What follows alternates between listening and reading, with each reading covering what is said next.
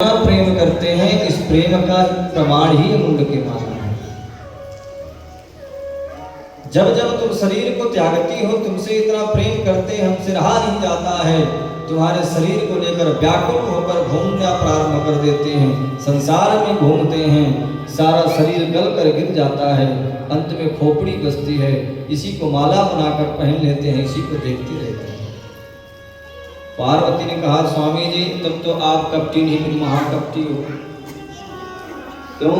बोले आपने ऐसी कौन सी दवा खा रखी है कि आप कभी मरते नहीं, हमें बार बार मरना पड़ता, इतनी बार मरना पड़ा। बोले हाँ। भोले बाबा ने कहा, देवी हमें अमर कथा का पालन कर रखा है। पार्वती ने कहा, हमें भी सुनाओ। भोले बाबा ने कहा, बहुत कठिन है। बोले नहीं प्रभु सुनेंगे। आज बार बार आग्रह करने पर भोले बाबा पार्वती को लेकर अमरनाथ की गुफा में पहुंच गए। अमरनाथ की गुफा में जैसे भोले बाबा पहुंचे तो भोले बाबा ने कहा कि देवी इस कथा को कोई और ना सुन पाए, यदि इस कथा को कोई और सुन लिया तो क्या होगा? बोले वह भी अमर हो जाएगा, इसलिए पहले देख कर कोई है तो नहीं। भोले बाबा ने सुंदर डमरू बजाया तो जितने भी पशु पक्षी जानवर थे सब वहां से पलायन कर गए। दूसरी बार डमरू बजाया तो जो जमीन के अंदर थे, जो अंडे के अंदर थे, वह भी निकल कर भाग गए। इसी भागने के चक्कर में गुफा के पीछे एक वृक्ष था, उसमें तोते का जोड़ा रहता था, अंडे रखे हुए थे, एक अंडा जमीन पर गिरा और फूट गया। भोले बाबा ने पार्वती से कहा, जाओ देख कर आओ कोई है तो नहीं। और जैसे भोले बाबा कहने पर पार्वती गई, चारों तरफ निरीक्षण किया, कोई नहीं दिखा, लेकिन गुफा के पीछे वह अंडा फूटा हुआ पड़ा था। पहले तो पार्वती ने सोचा ये क्या कर लिया, तो फूट चुका है। भोले बाबा से आकर कहीं, स्वामी जी कोई नहीं है। भोले बाबा बोले ठीक है। सुंदर भोले बाबा आसन लगाकर बैठे गुफा में। पार्वती को कहा, देवी ये बताओ हम कथा सुना रहे हैं, तुम सुन रही हो कि नहीं सुन रही हो, कैसे पता चलेगा? क्यों?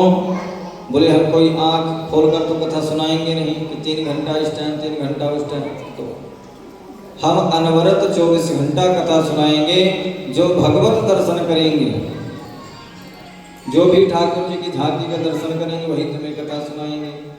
तो हमें कैसे पता चले कि तुम कथा सुन रही हो कि सो रही हो? भोले बाबा ने कहा, तो प्रभु आप ही बताएं। पार्वती कहती हैं, पार्वती से भोले बाबा ने कहा, देवी तुम एक काम करना, तुम बीच में ओम शब्द का उच्चारण करते रहना, हम समझ जाएंगे तुम कथा सुन रही हो। कथा प्रारंभ हुई। अब पार्वती जी की तरह बैठने का अभ्यास तो है नहीं, हम लोग 3 घंटा बैठते हैं, 30 बार पंथी को यहाँ वहाँ बदल लेते हैं, तो यहाँ तो 24 घंटा बैठना है। अब कभी पार्वती भोले बाबा की तरफ पैर फैला लेती हैं, कभी वहीं पे घूमना शुरू कर देती हैं, कभी लेट जाती हैं। ऐसे करते करते किसी तरह 4 दिन की कथा को सुनी। अब 5वें दिन की कथा चल रही थी कि हमारे जो ठाकुर जी हैं गोकुल को छोड़कर वृंदावन जा रहे हैं। इतने में उनकी नींद लग गई, और नींद जैसे ही लगी तो उनका ओम शब्द जो है बंद हो गया। ओम शब्द जब बंद हुआ तो इधर जो तोते का अंडा फूट चुका था, वह पहले दिन की कथा सुनकर उसके अंदर जीव का प्रादुर्भाव हो गया, सब कुछ ज्ञान हो गया। दूसरे दिन की कथा वह वृक्ष में बैठकर मस्ती से सुन रहा था। तीसरे दिन की कथा में उसको सब कुछ ज्ञान हो गया। चौथे दिन की कथा भी आनंद होकर सुन रहा था।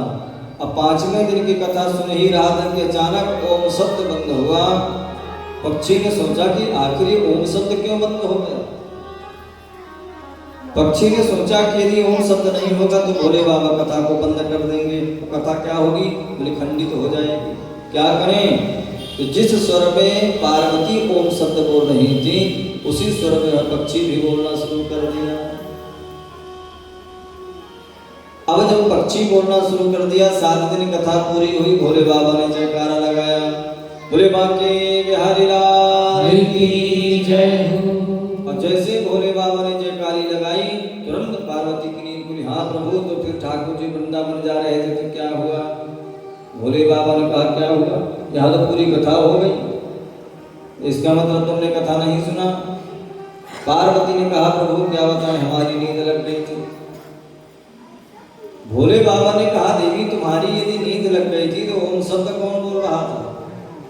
जैसे भोले बाबा गुफा से बाहर निकल कर देखे तो वह पक्षी जो था महाराज मस्त होकर कथा सुन रहा था ठाकुर जी। पहले तो भोले बाबा ने सोचा कि चलो किसी ने कथा को तो सुना, कथा को खंडित नहीं होने दिया, लेकिन फिर भोले बाबा ने सोचा कि इसने ब्रह्म विद्या की चोरी की है।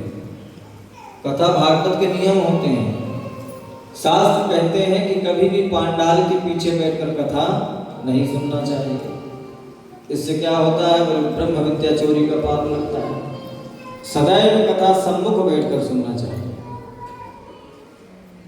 इसने ब्रह्म विद्या की चोरी की है, इसको सदा मिलना चाहिए। पार्वती ने मना किया, भोले बाबा ने हिमालय त्रिशूल उठाया, भोल उसके पीछे छोड़ दिए। जैसे त्रिशूल छोड़ा तो आगे आगे पक्षी भाग रहा, पीछे पीछे त्रिशूल चल रहा।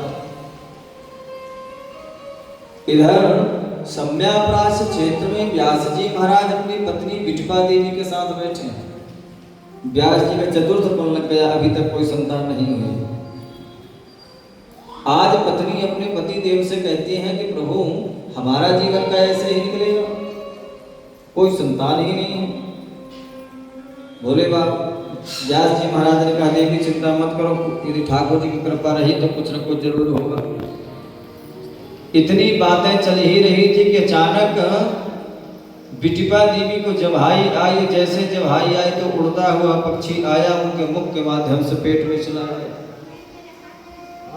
अब भोले बाबा का त्रिशूल आया उनके गुफा तक, गुफा को घूमना शुरू कर दिया। अपने नेटवर्क तो यहीं तक बता रहा है, यहाँ से आउट ऑफ कवर क्षेत्र है। इसका मतलब हमारा जो दुश्मन यहीं कहीं है, पर दिखाई नहीं दे रहा। अब भोले बाबा व्यास जी की कुटिया को घूमने लग गए तो उधर व्यास जी महाराज बैठे बैठे देख रहे हैं कि दुनिया हिमालय पर्वत की परिक्रमा लगाती है, मानसरोवर की यात्रा करती है, और आज भोले बाबा हमारे गुफा की परिक्रमा कर रहे हैं। कि उल्टी गंगा कैसे बह रही है। जाके व्यास जी ने पूछा तो भोले बाबा ने कहा, देखो अभी हमारे पास टाइम नहीं है, तुम अभी बात करेंगे। व्यास जी ने पूछा कि प्रभु आप अचानक यहाँ? बोले हमारा चोर आपके घर में छुपा। व्यास जी ने पूछा, आपका चोर मेरे घर में? बोले हाँ। तो चोर कौन है? बोले पक्षी है। व्यास जी को हंसी आ गई। उसने चोरी क्या किया है? बोले उसने अमर कथा को पान कर लिया है। व्यास जी बोले धन्य है प्रभु, आपका नाम भोले है तो आप भोले हैं।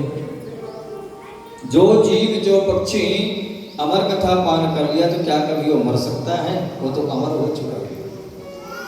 भोले बाबा ने कहा फिर भी हम नहीं छोड़ेंगे उसको। बहुत दिन तक भोले बाबा वहां रहे। गर्भ के अंदर वह पक्षी चला गया। बोले आप बाहर बैठे रहो, हम बाहर ही नहीं आएंगे। भोले बाबा अंत में वापस पुनः हिमालय पर्वत चले गए। भोले बाबा बड़े कृपालु हैं, बड़े ही दयालु हैं। व्यक्ति को गृहस्थ जीवन में कैसे रहना चाहिए, ज्वाइंट फैमिली में कैसे रहना चाहिए, सबके बीच में एक साथ कैसे रहना चाहिए, यदि सीखना है तो किससे सीखें? बोले भोले बाबा से सीखें। भोले बाबा का बहुत लंबा